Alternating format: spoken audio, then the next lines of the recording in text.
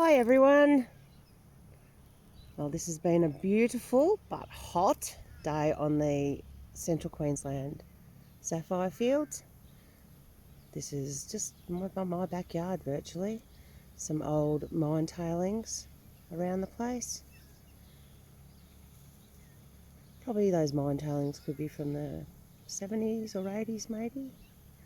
There's usually a few kangaroos out there too, but they're probably hiding in the shade at this time of day.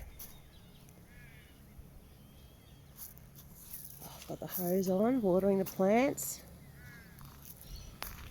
and giving a little bit of refreshment for the birds and chickens. And we're going to have a look at some sapphires today, some faceted sapphires, including the first one that I cut in my first faceting video. This was the dark blue sapphire cut in my first video on faceting a round brilliant sapphire. It's held here it's just a ring holder, it's not a ring. It came out at 2.52 carats. It is a dark blue. It's got some silk banding in it, which is fairly natural to have some silk in an unheated sapphire. It's a bit hard even to see the blue, it looks quite black. It is a lovely sapphire though. This is the blue party that I cut in the second set of videos. You can see some of that yellow coming in there in the cross table. It turned out absolutely beautiful. Just over a carat.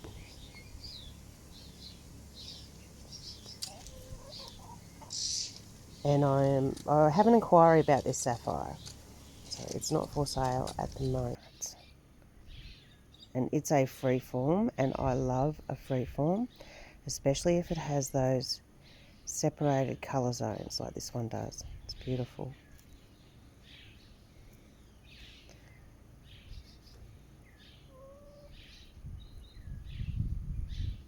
It's going to make a stunning ring. Now this amazing yellow party colour sapphire is 3.35 carats. These are all cut by myself and they are for sale. I mainly sell from my Facebook page, Shamrock Gems by Cindy Kelly, but feel free to contact me if you are interested in any. Now this beautiful yellow, it has like green banding across one end, and I think that gives it more individuality and uniqueness rather than just having a straight yellow. I'm not a great fan of straight yellows. Parties are my favourite, but yellows are very highly valued out here on the Gemfields, not so much elsewhere, but because they're rare here, they are valued. And I know the story behind my stones. I know where they came from, how they were dug, and their whole story from being unearthed through the faceting process. And I like being able to present gems in that way so they have their story. This is a gorgeous emerald cut. Nice bright blue and green and 2.15 carats. It has a little silk, it's unheated. I love an emerald cut like this where the colour is really brought to the fore. I also love party colours in emerald cuts where you have the different colour zones as well. Hexagons. Hexagons have been just about my favourite cut for the last couple of years. I love trilliants too, but I've been playing around a lot with different hexagon designs. I like the shape. It represents the natural crystal shape of the sapphire, so it's kind of neat in that way. And there's so many different designs. This lovely blue is a 1.71 carats. Another one of my favourite cuts. I really love this square cushion. You do need quite a bit of depth for it, but it performs really well. Lots of sparkle. This is a blue-green, unheated sapphire. It's really pretty, this one. It's really clear. And the colours are beautiful. If I can really get it to... I'm not sure if I can really capture that in the photos though, in the videos. I have some other videos of it though where you can see it.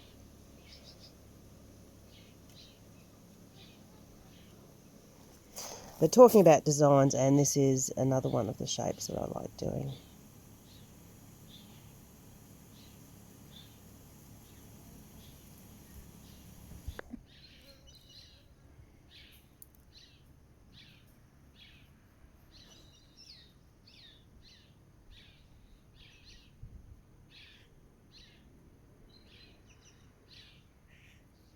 There's never any problem with getting yellows to sparkle. I guess that's why they're so popular out here. Not just rare, but it doesn't matter what sort of lighting conditions you're in, they're always going to sparkle. Now this one has, I can't remember, lots of facets on the pavilion. I think, I can't remember. I think it had 32 mains. Okay, so it's got lots of fire. And there's just a touch of blue on the edge which reflects across the other side. Yellows are always super, super sparkly. And this one is 0.98 carats, so it's just shy of the 1 carat mark, which means it's significantly cheaper per carat price than if it was 1 carat. Okay, so this is a freeform rose cut. It's a freeform outline. I like to think of it as Superman shield. And then I've worked out rose cut facets because it is quite a thin piece of material. Right, and there's a little bevel around the bottom. So this is what I like to do with the thin material. It's a beautiful blue, this one, and I think it's stunning. It will look gorgeous in a ring or a pendant. Those lines underneath are from the ring, well, the ring holder itself.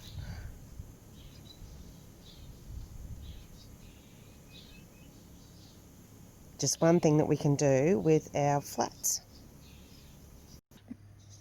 Trilliants. I love trilliants. So this little green one here is 0.95 carats. It's actually a bit of a colour shift too. It goes more sort of yellow to green in different lights. The larger one is 4.4 carats. And it is a, see the difference in depth there? That's quite a deep cut on the larger trilliant. It came out of a dog's tooth crystal. And it is beautiful shades of blue, and then there is yellow, a little yellow like Pharaoh's eye in one corner.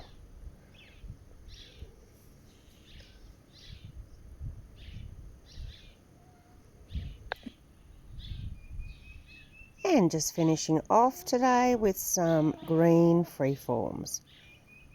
Well, the third one to the right there is probably more like an elongated hex.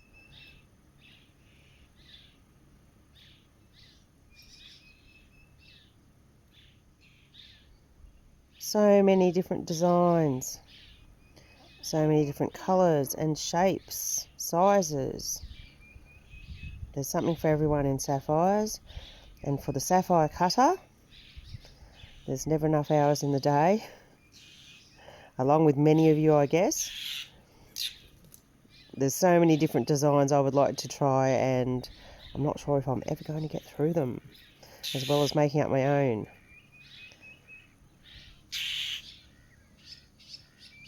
Okay, there's our... I've got to go and say goodnight to the animals. That's our one little turkey, Timmy. Lots of birds.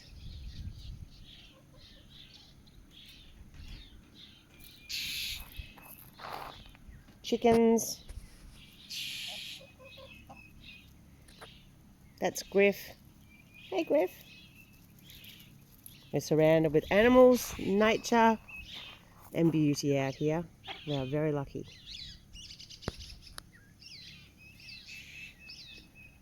Okay, thanks for watching. I'll see you later.